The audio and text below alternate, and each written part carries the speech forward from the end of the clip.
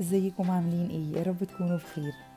الوصفة بتاعتنا النهاردة هي جديدة شوية، والمكون الأساسي فيها هو القرنبيط بما اننا في الموسم بتاعه.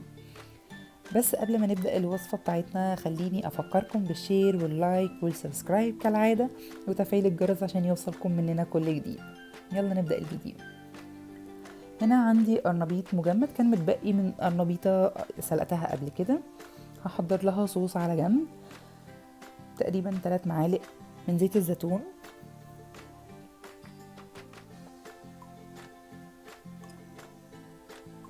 هحط عليهم شوية من الملح حسب المذاق وشوية من البابريكا.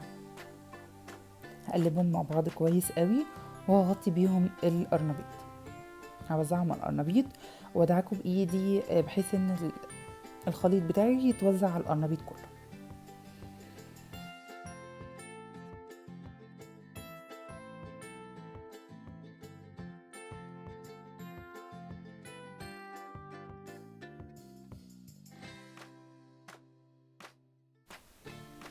هنا هفركهم مع بعض كويس قوي. خليني اقول لكم كمان ان الوصفة دي تنفع للناس اللي عاملة دايت، لانها خفيفة وطعمها لذيذ جدا وجديدة، يمكن مش ناس كتير قوي تعرفها.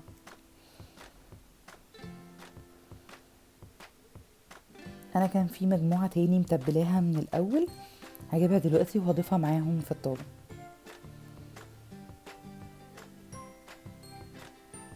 احلى حاجة كمان فيها ان هي كله سريع سريع وبتدخل الفرن وما بتاخدش معايا وقت خالص.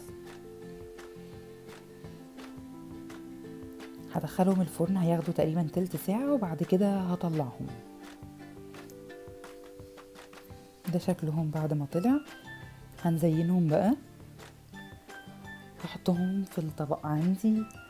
انا محضرة خليط الابيض ده، عبارة عن كوباية زبادي عليها معلقة طحينة وتقريبا نص معلقة ملح او اقل كمان. هحط الصوص ده على القرنبيط.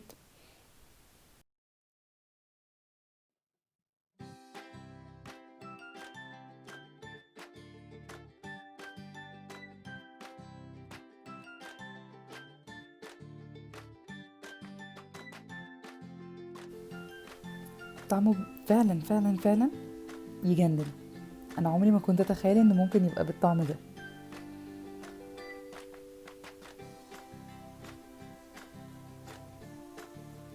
هزينه كمان بشوية من الكرات او البصل الاخضر لو عندي، واحط كمان شوية رمان على الوش.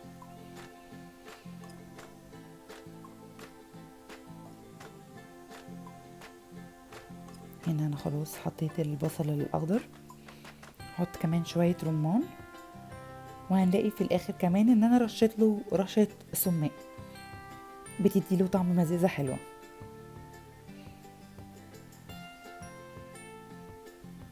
كده انا خلصت تزيين الطبق بتاعي، وده الشكل النهائي للوصفة بتاعتنا. يا رب تكون عجبتكم، اتمنى ان انتوا تجربوها وتكتبوا لنا في الكومنتات. نشوفكم في وصفة جديدة. سلام.